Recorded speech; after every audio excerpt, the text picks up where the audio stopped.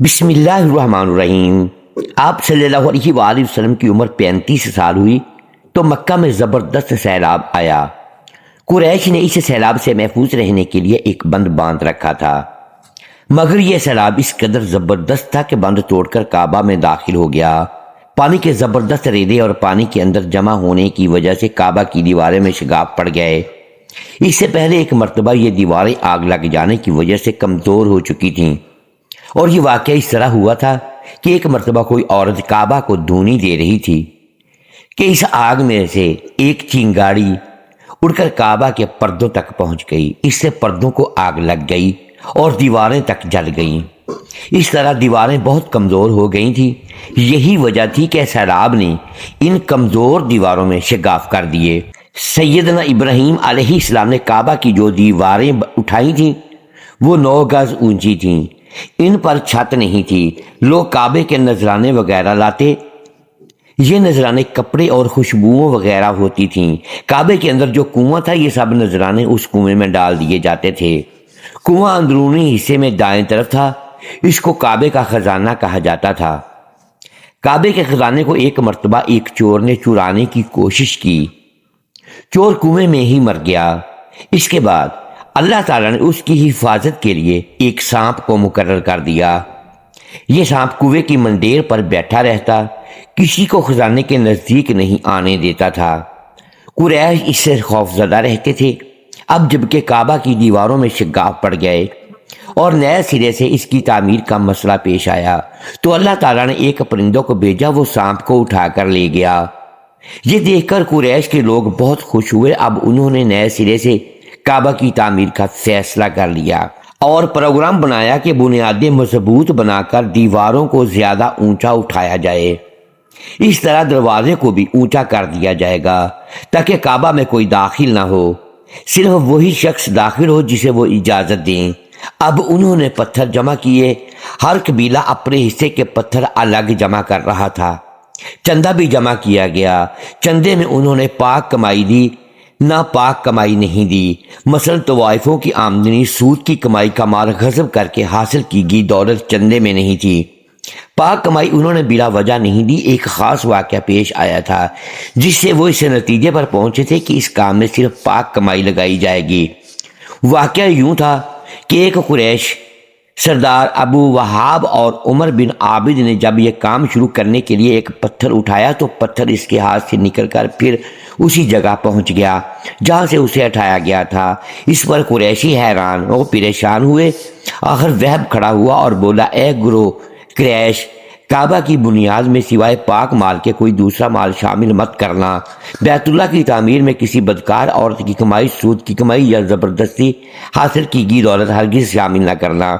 یہ واحد شخص نبی کریم صلی اللہ علیہ وآلہ وسلم کے والد حضرت عبداللہ کا ماموں تھا اور وہ اپنی قوم میں ایک شریف آدمی تھا۔ جب قریش کے لوگ خانہ کعبہ کی تعمیر کے لیے پتھر ڈھونڈ رہے تھے تو ان کے ساتھ نبی صلی اللہ علیہ وآلہ وسلم بھی پتھر ڈھونڈنے میں شریک تھے۔ اب صلی اللہ علیہ وآلہ وسلم پتھر اپنی گردن پر رکھ کر لا رہے تھے۔ تعمیر شروع کرنے سے پہلے قریش کے لوگوں نے خوف محسوس کیا کہ دیوار گرانے سے کہیں ان پر کوئی مصیبت نازل نہ ہو جائے۔ آخر ایک سردار ولید بن مغیرہ نے کہا، کعبہ کی دیواریں گرانے سے تمہارا ارادہ اصلاح اور مرمت کا ہے، اس کو خراب کرنے کا نہیں۔ جواب میں لوگوں نے کہا، ظاہر ہے ہم تو مرمت اور اصلاح چاہتے ہیں۔ یہ سن کر ولید نے کہا، تب سمجھ لو کہ اللہ تعالیٰ اصلاح کرنے والوں کو برباد نہیں کرتا۔ پھر ولید نے ہی گرانے کا کام کی ابتدا کی، لیکن اس نے ابھی صرف ایک ہی حصہ گرایا تھا کہ معلوم ہو جائے کہ ان پر کوئی تباہی تو نہیں آتی۔ جب وہ رات خیریت سے گزر گئی تب دوسرے دن سب لوگ اس کے ساتھ شریک ہو گئے اور پوری عمارت گرا دی، یہاں تک کہ ان کی بنیاد تک پہنچ گئے۔ یہ بنیاد حضرت ابراہیم علیہ السلام کے ہاتھ کی رکھی ہوئی تھی۔ حضرت ابراہیم علیہ السلام نے بنیادوں میں سبز رنگ کے پتھر رکھے تھے۔ یہ پتھر اونٹ کی کوہان کی طرح کے تھے اور ایک دوسرے سے جڑے ہوئے تھے۔ ان لوگوں کے لیے ان کو توڑنا بہت مشکل ثابت ہوا۔ دائیں کونے کے نیچے سے قریش کو ایک تحریر ملی۔ وہ تحریر سریانی زبان میں لکھی تھی۔ انہیں سریانی زبان نہیں آتی تھی۔ محترم ناظرین، آخر ایک یہودی کو تلاش کر کے لایا گیا۔ اس نے وہ تحریر پڑھ کر انہیں سنائی۔ میں اللہ مکہ کا مالک جس کو میں نے اس دن پیدا کیا اور میں نے آسمانوں اور زمینوں کو پیدا کیا، جس دن میں سورج اور چاند بنائے، میں نے ان کو یعنی مکہ کو 7 فرشتوں کے ذریعے گھیر دیا۔ اس کی عظمت اس وقت تک ختم نہیں ہوگی جب تک اس کے دونوں طرف پہاڑ موجود ہیں، اور ان پہاڑوں کے سردار ایک تو ابو قیس پہاڑ ہے جو کہ صفا پہاڑی کے سامنے ہے، اور دوسرا کان پہاڑ ہے جو مکہ کے قریب ہے، جس کا رخ ابو قیس پہاڑ کی طرف ہے۔ یہ شہر اپنے باشندوں کے لیے پانی اور دودھ کے لحاظ سے بہت بابرکت اور نفع والا ہے۔ یہ پہلی تحریر تھی۔ دوسری مقام ابراہیم سے ملی، اس میں لکھا تھا کہ مکہ اللہ تعالیٰ کا محترم اور معظم شہر ہے، اس کا رزق 3 راستوں سے اس میں آتا ہے۔ یہاں 3 راستوں سے مراد قریش کے 3 تجارتی راستے ہیں، ان راستوں سے قافلے آتے جاتے تھے۔ ناظرین گرامی، تیسری تحریر اس سے کچھ فاصلے سے ملی، اس میں لکھا تھا جو بھلائی بوئے گا لوگ اس پر رشک کریں گے، یعنی اس جیسا بننے کی کوشش کریں گے، اور جو شخص رسوائی بوئے گا وہ رسوائی اور ندامت پائے گا۔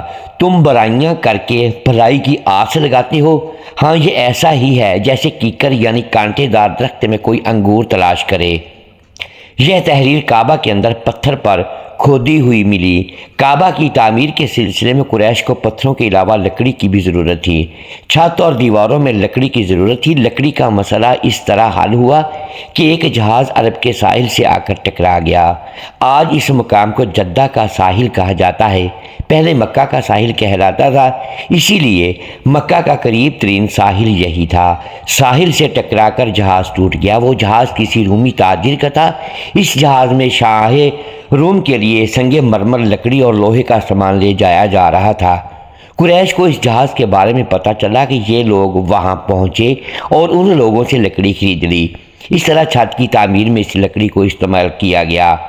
آخر خانہ کعبہ کی تعمیر کا کام حجر اسود تک پہنچ گیا۔ اب یہاں ایک نیا مسئلہ پیدا ہو گیا۔ سوال یہ پیدا ہوا کہ حجر اسود کو کون اٹھا کر اس جگہ پر رکھے گا؟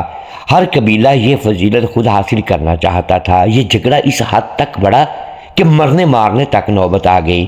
لوگ ایک دوسرے کو قتل کرنے پر تل گئے۔ قبیلہ عبدالدار نے تو قبیلہ عدی کے ساتھ مل کر ایک برتن میں خون بھرا اور ان میں اپنے ہاتھ ڈبو کر کہا حجر اسود ہم خود رکھیں گے۔ اس طرح دوسرے قبیلے بھی اٹھ گئے، تلواریں نیاموں سے نکل آئیں، آخر وہ سب بیت اللہ میں جمع ہوئے۔ ان لوگوں میں ابو امیہ بن مغیرہ تھا، اس کا نام حذیفہ تھا۔ قریش کے پورے قبیلے میں یہ سب سے زیادہ عمر والا تھا۔ یہ ام المومنین سیدہ ام سلمہ رضی اللہ تعالی عنہا کا باپ تھا۔ یہ قریش کے انتہائی شریف لوگوں میں سے تھا۔ مسافروں کا سفری سامان کھانا وغیرہ دینے کے سلسلے میں بہت مشہور تھا۔ جب کبھی سفر کرتا تو اپنے ساتھیوں کے کھانے پینے کا سامان خود کرتا تھا۔ اس وقت اس شدید جھگڑے کو ختم کرنے کے لیے اس نے ایک حل پیش کیا۔ اس سب سے کہا اے قریش کے لوگوں، اپنا جھگڑا ختم کر کے تم یوں کرو کہ حرم کی صفا نامی دروازے سے جو شخص سب سے پہلے داخل ہوگا اس سے فیصلہ کروا لو۔ وہ تمہارے درمیان جو فیصلہ کرے وہ سب اس کو مان لیں۔ یہ تجویز سب نے مان لی۔ آج اس دروازے کو باب الاسلام کہا جاتا ہے۔ یہ دروازہ رکن یمانی اور رکن اسود کے درمیانی حصے کے سامنے ہے۔ اللہ کی قدرت کے اس دروازے سے سب سے پہلے حضور صلی اللہ علیہ وآلہ وسلم تشریف لائے۔ قریش نے جیسے ہی آپ صلی اللہ علیہ وآلہ وسلم کو دیکھا تو پکار اٹھے یہ تو امین ہے، یہ تو محمد ہے، ہم ان پر راضی ہیں۔ اور ان کے ایسا کہنے کی وجہ یہ تھی کہ قریش اپنے آپس کے جھگڑوں کے فیصلے آپ صلی اللہ علیہ وآلہ وسلم سے ہی کرایا کرتے تھے۔ آپ صلی اللہ علیہ وآلہ وسلم کسی بے جا حمایت نہیں کرتے تھے، نہ بلا وجہ کسی کی مخالفت کرتے تھے۔ پھر ان لوگوں نے اپنے جھگڑے کی تفصیل آپ صلی اللہ علیہ وآلہ وسلم کو سنائی۔ ساری تفصیل سن کر آپ صلی اللہ علیہ وآلہ وسلم نے فرمایا ایک چادر لے آؤ۔ وہ لوگ چادر لے آئے۔ آپ صلی اللہ علیہ وآلہ وسلم نے اس چادر کو بچھایا اور اپنے دست مبارک سے حجر اسود کو اٹھا کر اس چادر میں رکھ دیا۔ اس کے بعد آپ صلی اللہ علیہ وآلہ وسلم نے ارشاد فرمایا کہ ہر قبیلے کے لوگ اس چادر کا ایک ایک کنارہ پکڑ لیں، پھر سب مل کر ان کو اٹھائیں۔ انہوں نے ایسا ہی کیا، چادر کو اٹھائے ہوئے اس مقام تک آ گئے جہاں حجر اسود کو رکھنا تھا۔ اس کے بعد نبی صلی اللہ علیہ وآلہ وسلم نے حجر اسود کو اٹھا کر اس کی جگہ رکھنا چاہا، لیکن عین اسی وقت ایک مجدی شخص آگے بڑھا اور تیز آواز میں بولا، بڑے تعجب کی بات ہے کہ آپ لوگوں نے ایک کم عمر نوجوان کو اپنا رہنما بنا لیا، اس کی عزت افزائی میں لگ گئے ہو۔ یاد رکھو یہ شخص آپ کو گروہوں میں تقسیم کر دے گا، تم لوگوں کو پارا پارا کر دے گا۔ قریب تھا کہ لوگوں میں اس کی باتوں سے ایک بار پھر جھگڑا ہو جائے، لیکن پھر خود ہی انہوں نے محسوس کر لیا کہ حضور صلی اللہ علیہ وآلہ وسلم نے جو فیصلہ کیا ہے وہ لڑانے والا نہیں، لڑائی ختم کرنے والا ہے۔ چنانچہ حجر اسود کو نبی صلی اللہ علیہ وآلہ وسلم نے اپنے مبارک ہاتھوں سے اس جگہ پر رکھ دیا۔ مورخوں نے لکھا ہے یہ نجدی شخص دراصل ابلیس تھا، جو اس موقع پر انسانی شکل میں آیا تھا۔ جب کعبہ کی تعمیر مکمل ہو گئی تو قریش نے اپنے بتوں کو پھر سے اس میں سجا دیا۔ کعبے کی یہ تعمیر جو قریش نے کی تھی چوتھی تعمیر تھی۔ سب سے پہلے کعبہ کو فرشتوں نے بنایا تھا۔ بعض صحابہ نے فرمایا ہے کہ زمین و آسمان کو پیدا کرنے سے پہلے اللہ تعالیٰ کا عرش پانی کے اوپر تھا۔ جب عرش کو پانی پر ہونے کی وجہ سے حرکت ہوئی تو اس پر یہ کلمہ لکھا گیا، اللہ تعالیٰ کے سوا کوئی معبود نہیں، محمد صلی اللہ علیہ وآلہ وسلم اللہ کے رسول ہیں۔ اس کلمے کے لکھے جانے کے بعد عرش ساکن ہو گیا۔ پھر جب اللہ تعالیٰ نے آسمانوں اور زمین کو پیدا کرنے کا ارادہ فرمایا تو کہ پانی پر ہوا کو بھیجا، اس سے پانی میں موجیں اٹھنے لگی اور بخارات اٹھنے لگے۔ اللہ تعالیٰ نے ان بخارات یعنی بھاپ سے آسمان کو پیدا فرمایا۔ پھر اللہ تعالیٰ نے کعبہ کی جگہ سے پانی کو ہٹا دیا، جگہ خشک ہو گئی۔ چنانچہ یہی خشکی بڑھتے بڑھتے 7 بر اعظم بن گئے۔ جب زمین ظاہر ہو گئی تو اس پر پہاڑ قائم کیے گئے۔ زمین پر سب سے پہلا پہاڑ ابو قیس ہے۔